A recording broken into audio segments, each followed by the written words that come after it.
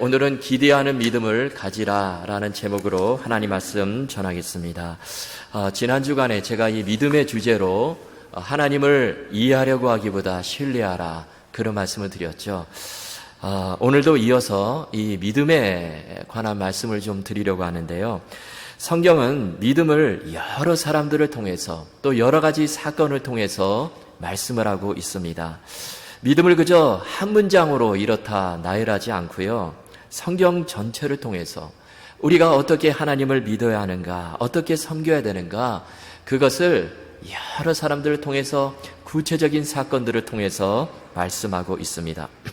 때로는 이렇게 하나님을 믿어야 된다, 그 믿음의 모델을 제시하기도 하고요. 또 때로는 이렇게 믿어서는 안 된다, 이 반대의 경우로 그렇게 소개하는 경우도 있습니다. 자, 오늘 본문은 이 후자에 가까운 그런 말씀인데요. 본문에 보면 엘리사 선지자가 병이 들어 죽게 되었어요. 하나님의 사람, 그 위대한 사람 엘리사 선지자도 병이 들어 죽게 된 것입니다.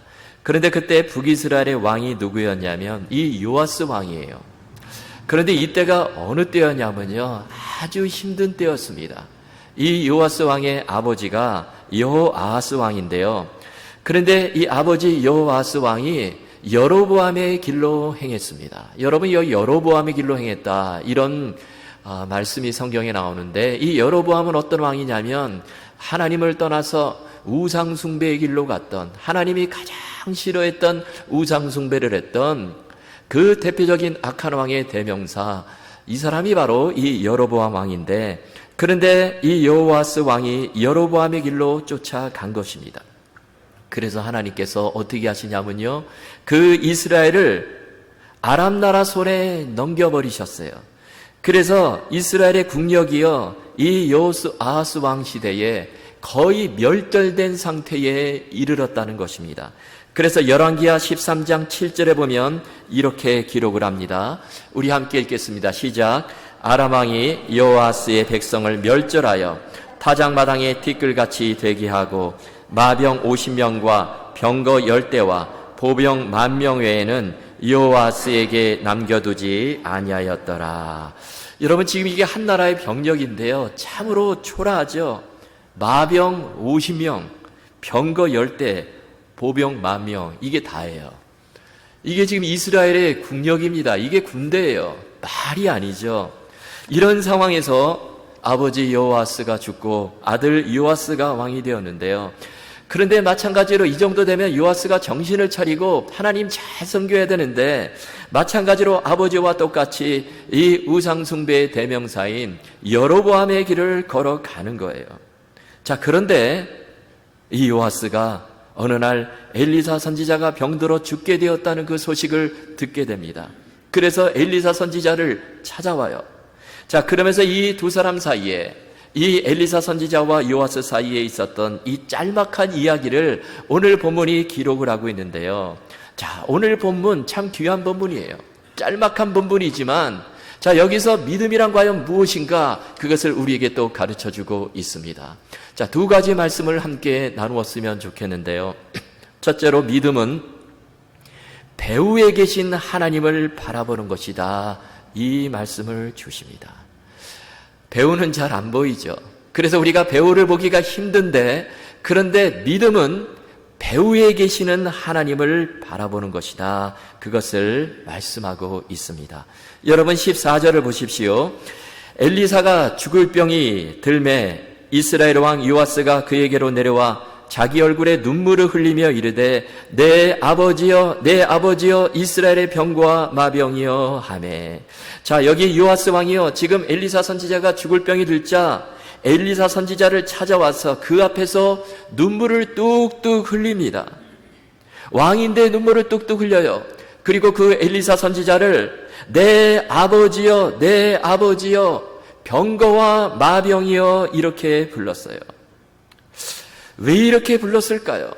왜 이렇게 지금 요아스 왕이 엘리사 선지자를 이렇게 지금 아버지여, 이스라엘의 병거와 마병이여, 이렇게 부르면서 울었을까요? 그것은 지금 이 엘리사 선지자가 이 요아스 왕에게 대단한 존재였기 때문에 그렇습니다. 여기 병거와 마병이요, 이것은요 당시 최고의 무기가 바로 이 병거와 마병이었어요. 여러분, 오늘날로 하면 이것은 초음속 스텔스기와 핵미사일과 같아요. 그래서 초음속 스텔스기요, 핵미사일이요, 지금 요아스 왕이 이렇게 부른 것과 같습니다. 지금 요아스는 엘리사가 이스라엘을 지켜줄 가장 강력한 무기다, 그렇게 본 것입니다. 그런데 요아스는 그 엘리사만 본 것이죠. 그 배후에 계시는 하나님을 보지 못하는 거예요. 사실 겉으로 볼 때는 그래요. 여러분, 지금 아람 나라가 계속해서 북이스라엘을 완전히 집어삼키려고 하는데, 그래도 지금까지 나라가 이렇게 명맥을 이어올 수 있었던 것은 엘리사 선지자가 있었기 때문입니다. 지금 아버지 여호아스 왕 시대에 거의 이스라엘이 초토화가 되어버렸어요.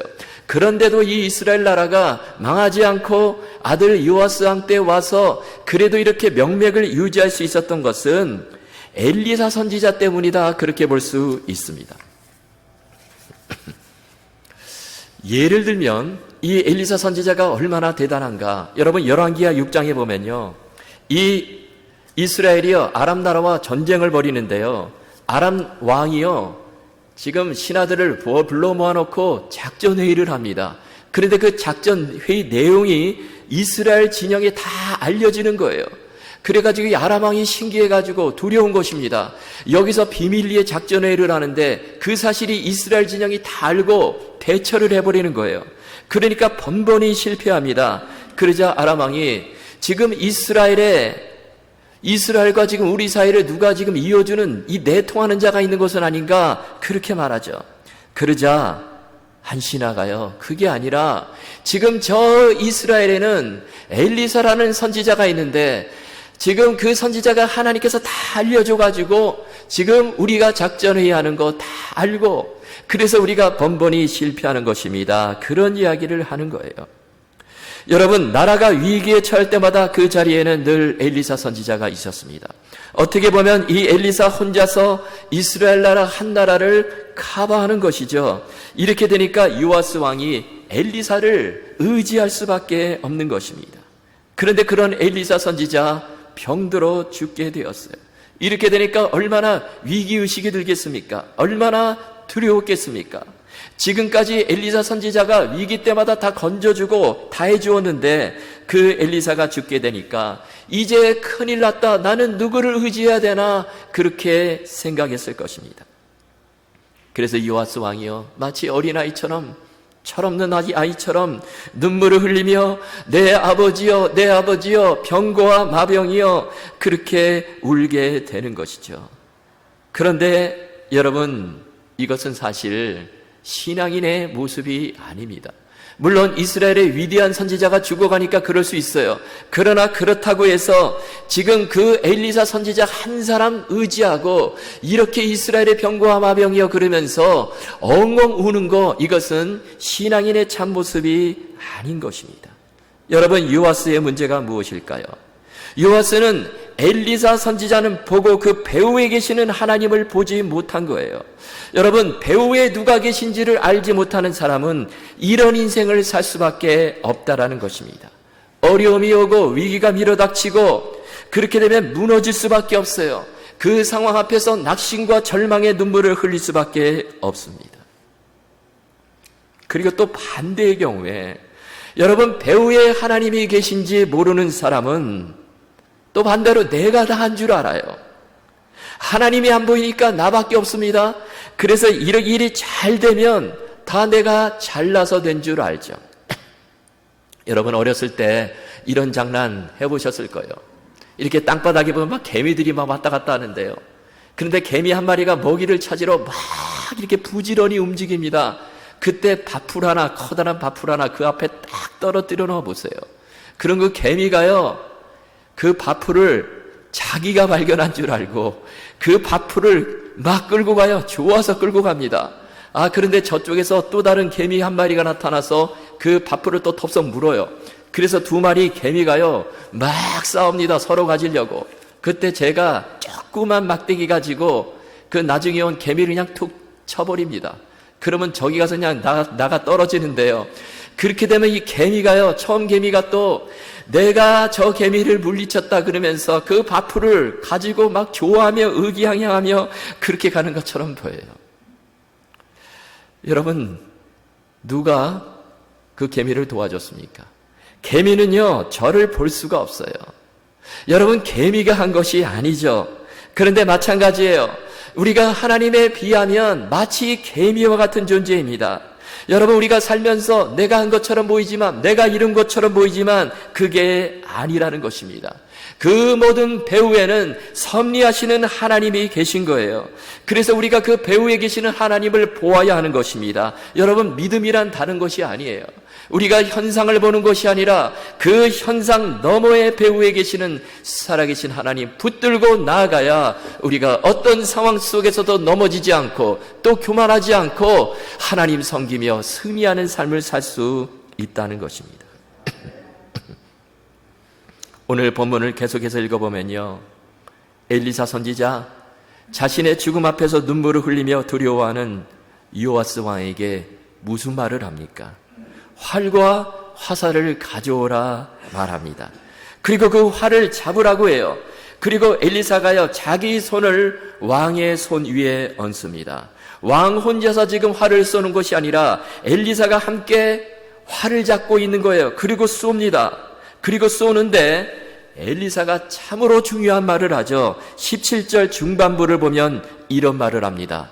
곧 쏘매 엘리사가 이르되 이는 여호와를 위한 구원의 화살, 곧 아람에 대한 구원의 화살이니 왕이 아람 사람을 멸절하도록 아벡에서 치리이다 하리라. 지금 엘리사가요, 왕의 손을 잡고 지금 함께 활을 쏘는데, 지금 그래도 그 순간에 요아스는 엘리사를 조금 의지했을 거예요. 그런데 이것은 여호와를 위한 화살, 곧 아람에 대한 구원의 화살입니다. 그렇게 말한 것입니다. 자, 엘리사 선지자는 왜 그 순간에 이 말을 했을까요? 그것은 지금 우리가 엘리사와 왕이 함께 활을 쏘지만 사실은 그 배후에는 살아계신 하나님이 계시다라는 거예요. 그 하나님을 쳐다보라는 것입니다. 지금 아람 나라와 전쟁을 하고 있지만 그 전쟁의 배후에는, 그 전쟁의 승패는 살아계신 하나님께 달려 있다라는 거예요. 여기 여호와를 위한 구원의 화살이 나오는데요, 여호와를 위한 이 말을 두 가지로 번역을 할 수가 있습니다. 하나는 여호와를 위해서 이렇게 번역을 할 수 있고요, 또 하나는 여호와에 의해서 이렇게 번역을 할 수 있습니다. 즉, 이 말씀은 아람 나라와의 전쟁에서 이스라엘을 구원하는 것은 하나님 자신에게 영광이 된다는 뜻이고, 또 하나는 여호와에 의해서, 즉 이스라엘을 구원하시는 그 주체가 바로 오직 하나님 한 분이시다, 그것을 말씀하는 것입니다. 지금 엘리사가 죽어가면서 이 사실을 지금 요아스에게 말하는 거예요. 나는 죽지만 당신은 배후에 계시는 하나님을 바라보십시오. 지금 아람 나라가 너무 크고 강해 보이지만 그러나 두려워하지 말고 그 위에 계시는 하나님을 바라보십시오. 그것을 말하는 것입니다. 또 나를 바라보지 말고 이제 왕이시여, 왕은 살아계신 하나님만 의지하며 나아가십시오. 그 말을 하는 것입니다. 열왕기하 3장 15절에 보면 이런 말씀이 나옵니다. 우리 말씀 함께 읽겠습니다. 시작. 이에 내게로 검은고 탈 자를 불러오소서 하니라. 검은고 타는 자가 검은고를 탈 때에 여호와의 손이 엘리사 위에 있더니. 아멘. 여기 보니까 기가 막힌 말씀이 나오죠. 여호와의 손이 엘리사 위에 있더니.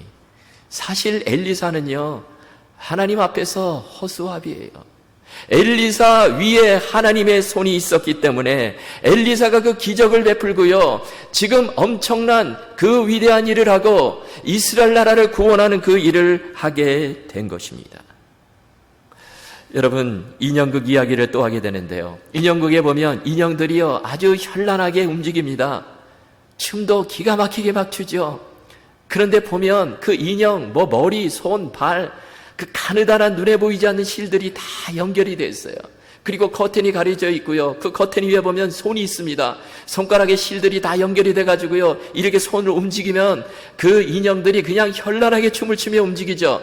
그런데 그 손을 놓아버리면 어떻게 됩니까? 인형들 그냥 아무런 생명 없이 털썩 주저앉아서 아무것도 못하게 되는 것입니다. 여러분, 우리 인생은 보이지 않는 하나님, 배후에 계시는 하나님께 달려 있다라는 거예요. 광야에서 이스라엘 백성들이요, 아말렉 족속과 전쟁을 하는데 지금 왜 모세가 저 힘들게 산꼭대기에 올라가서 하루 종일 손을 들고 기도했을까요? 바로 그 전쟁 배후에 계시는 하나님을 바라보았기 때문에 그렇습니다. 미국의 남북전쟁이 벌어지는데 지금 나라가 둘로 쪼개지느냐 마느냐 그런 절체절명의 위기 가운데 있는데 왜 링컨 대통령은 천막에 들어가서 수건을 걸고 하루 종일 기도했을까요? 바로 배후에 계시는 하나님을 바라보았기 때문에 그렇습니다. 이것이 승리의 비결이기 때문에 그랬다는 거예요.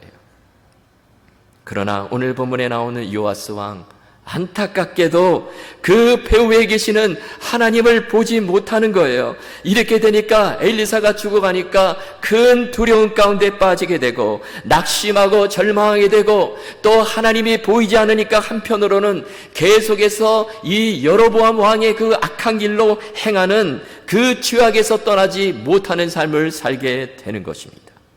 여러분, 우리는 살면서 배후에 계시는 하나님을 바라보아야 하는 것입니다.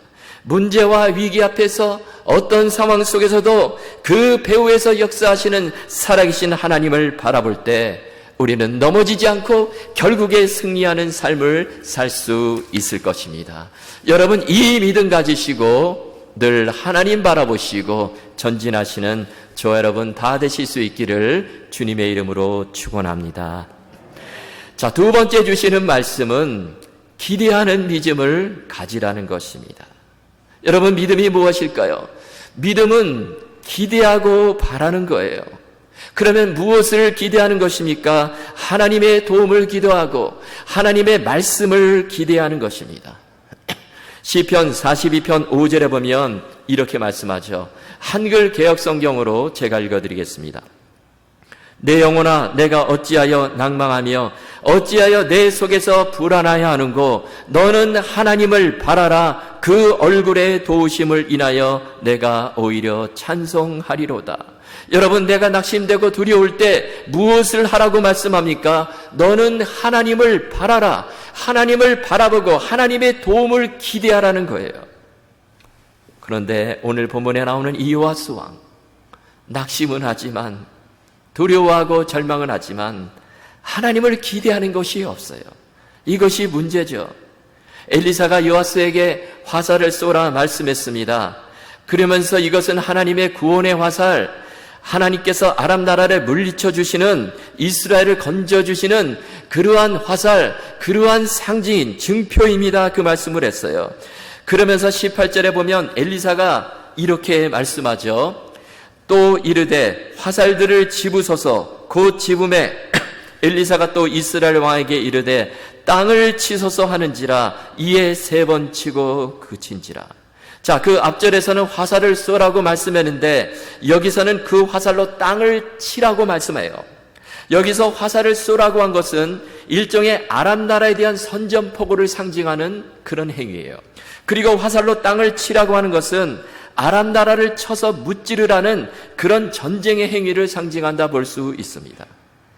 자, 그런데 엘리사가 땅을 치라고 했을 때 요아스 왕이 몇 번 땅을 쳤습니까? 3번 쳤어요. 18절 끝부분에 보면 이에 3번을 치고 그친지라. 그냥 3번을 쳤다 이렇게 말씀하지 않고요, 그 끝에다가 그친지라 이 표현을 붙였어요. 이것은 지금 뭔가 부족하다는 거예요. 3번이 뭔가 부족하다 그런 느낌을 받죠. 그래서 요아스가 이렇게 3번을 치자 엘리사가 크게 노하면서 뭐라고 말씀합니까? 왕이여, 왕은 지금 6번을 쳤어야만 했습니다. 그리하였더라면 왕이 아람 나라를 완전히 진멸했을 것입니다. 그러나 3번만 쳤기에 왕이 아람 나라를 3번만 치게 되고 그 나라를 완전히 뿌리 뽑을 수가 없게 될 것입니다. 그런 말을 하는 거예요. 안타깝죠. 자, 그러면 여러분, 왜 요아스는 땅바닥을 3번만 쳤을까요? 3이라는 숫자가 완전수라서 3번 쳤을 것이다, 그렇게 생각할 수도 있는데요. 그런데 사실은 그게 아니에요. 사실 요아스는요, 엘리사가 한 말에 아무런 기대가 없습니다. 하나님께서 구원해 주신다, 그 말씀에 아무런 기대가 없는 거예요. 그 말씀을 믿지를 않습니다. 그리고 내가 뭐 이렇게 화살로 땅바닥을 친다고 해서 이게 뭔 일이 일어나나, 이게 무슨 소용이 있나, 그냥 치라고 하니까 쳐버리지. 그래서 그냥 3번 그냥 한 번 치기 뭐하니까 툭툭툭 이렇게 그냥 힘없이 아무런 기대도 없이 이렇게 3번을 친 것입니다. 여러분, 요아스 왕의 결정적인 문제는 하나님을 기대하지 않는 거예요. 하나님의 말씀을 들어도 아무런 기대가 없습니다. 이렇게 되니까 그의 삶을 심피할 수밖에 없어요. 아무런 기쁨도 없고 소망도 없고 눈물과 낙심 가운데 살아갈 수밖에 없는 것입니다. 자, 그렇다면 또 이런 생각을 할 수 있죠. 그렇다면 엘리사가 처음부터 수십 번 아니 수백 번을 치라고 하면 치웠을 텐데, 그러면은 진짜 뭐 엘리사 말대로 아람 나라를 완전히 그냥 초토해버렸을 텐데, 그런 생각을 할 수 있습니다. 그런데 가만히 보면 더 중요한 것이 있는데, 그것은 간절히 기대하는 마음, 하나님의 말씀이 이루어지기를 바라는 그 믿음이 더 중요했다는 것입니다. 여러분, 엘리사 선지자가 사실 문제 삼은 것은 횟수보다도 그 마음 중심이었다는 거예요. 자, 요아스가 처음에 활을 쏠 때 17절에 보니까 어떻게 활을 쏘았습니까? 17절을 다시 보시면 이르되 동쪽 창을 여소서 하매 곧 열매 엘리사가 이르되 쏘소서 하는지라. 자, 그 다음에 어떻게 합니까? 곧 쏘매, 여기 곧이라는 단어가 붙어 있어요. 즉시 화살을 쏘았습니다. 그런데 18절에 와서 보니까 땅을 3번 치라고 할 때, 3번 땅을 이때 칠 때 보면요, 이 곧이라는 단어가 사라져버려요. 18절 보십시오. 또 이르되 화살들을 집으소서 하매 곧 집음에, 화살을 집으라고 할 때는 곧 집었습니다. 그러자가 엘리사가 또 이스라엘 왕에게 이르되 땅을 치소서 하는지라. 이에 3번을 치고 그친지라. 자, 3번을 쳤을 때는 곧이라는 단어가 사라졌어요. 여러분, 곧이 빨아져 버린 행동은 느릿느릿하고 그냥 마지못해서 하는 그런 행동이죠. 이런다고 뭐가 달라지나 그렇게 생각하는 것입니다. 지금 이 요아스의 마음은요, 마음이 중심이 지금 그 말씀에 따라오지를 않는 거예요. 여러분, 수백 번을 화살을 들고 땅바닥을 친다 하더라도 기대함이 없이 건성으로 하게 되면 하나님의 역사를 볼 수가 없다는 것입니다. 여러분, 우리는요, 보면 횟수로 신앙생활을 생각할 때가 있습니다. 교회에 나온 횟수, 예배 참석한 횟수, 성경 읽은 횟수, 물론 그것도 중요하죠. 그러나 횟수가 많아도 여전히 신앙이 약한 사람들이 있어요. 횟수가 많아도 여전히 믿음이 자라지 않는 사람들이 있습니다. 여러분, 횟수보다도 더 중요한 것이 있는데 그것이 바로 하나님을 기대하는 마음이에요. 간절히 기대하는 마음입니다. 사실 예수님의 12제자와 사도 바울을 비교해 보면요, 이 횟수로 따지게 되면 바울이 한참 밀립니다. 예수님의 제자들은 3년 동안 예수님과 함께 동고동락했죠. 이 3년이라는 횟수가 있습니다. 엄청난 이력서예요. 그러나 바울은 그 3년이 없죠.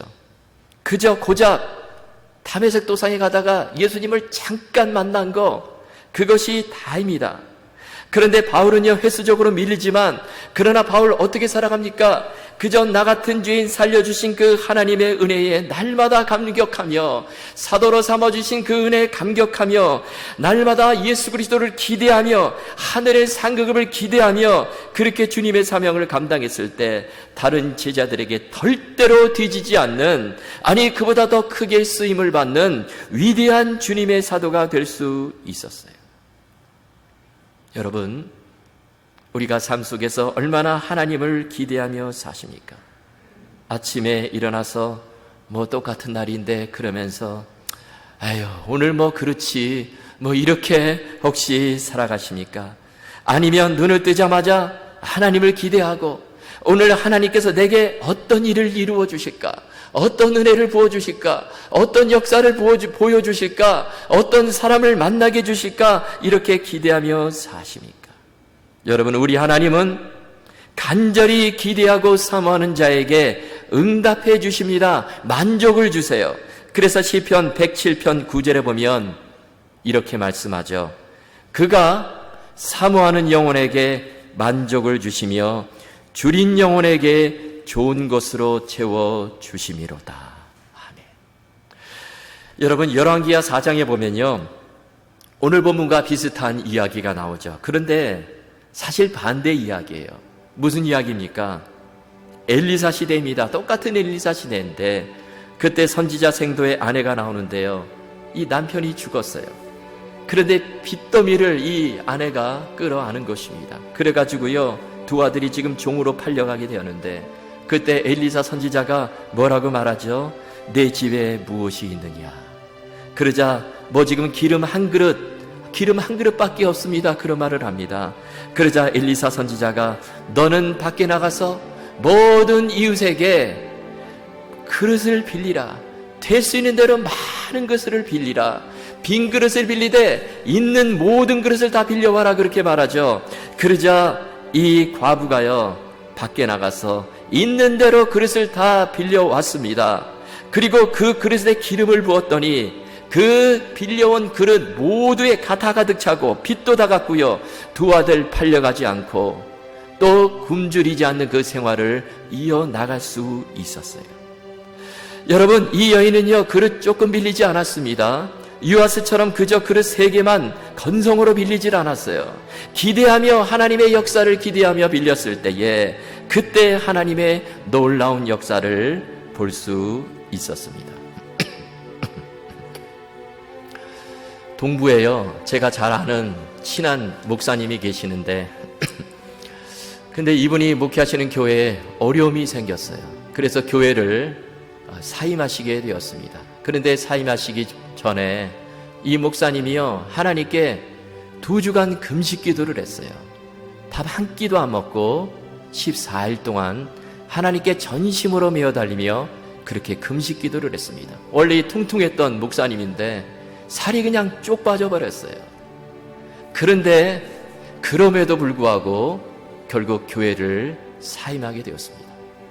그러면서 저에게 하는 말이, 윤 목사님, 윤 목사, 내가 정말 2주간 금식 기도하며 하나님께 매달렸는데 문제가 해결이 되지 않고 교회를 사임하게 되었어요. 이제 내가 어떻게 살아야 되나, 운전을 하며 살아야 되나, 연세가 조금 있어요. 그러고 있었어요. 제가 그 말을 듣고 참 안타까웠습니다. 이분이 그래도 하나님께 전심으로 2주간 동안 금식하며 그렇게 매어달려 기도했는데 하나님은 도대체 무슨 생각을 하실까? 하나님께서 왜 건져주시지 않으셨을까? 하나님께서 왜 해결해 주시지 않으셨을까? 그런 생각이요, 저 마음 한구석에서 계속해서 올라오는 거예요.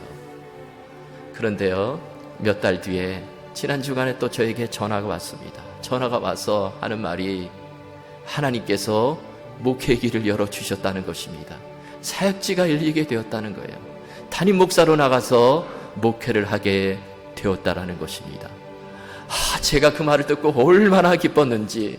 제가 기쁜 것은 그 목사님이 사역을 나간 거, 그것도 기뻤지만 그것보다 더 기뻤던 것은 결국 그 목사님의 그 2주간의 필사적인 그 금식기도, 그거 우리 하나님께서 외면하지 않으셨구나. 하나님께서 그 2주간의 금식기도 그것을 응답하셨구나. 그 기도가 땅바닥에 떨어지지 않았구나. 우리 하나님은 결국에 응답하시는 하나님, 도와주시는 하나님이시구나. 불과 몇 달 만에 응답을 해 주셨어요. 이거 정말 기적과 같은 일입니다. 여러분, 우리 하나님은 살아계신 하나님, 전능하신 하나님이세요. 우리가 어떤 상황 속에서도 배후에 계신 그 하나님 바라보고 그 하나님을 기대하며 끝까지 의지하며 나아가는 자, 우리 하나님께서 반드시 책임져 주신다는 것입니다. 반드시 응답해 주세요. 반드시 길을 열어 주신다라는 것입니다. 여러분, 이 믿음 가지시고 모든 것 위에 계시는 하나님 신뢰하며 끝까지 그렇게 기대하며 사시는 저 여러분 다 되실 수 있기를 주님의 이름으로 축원합니다.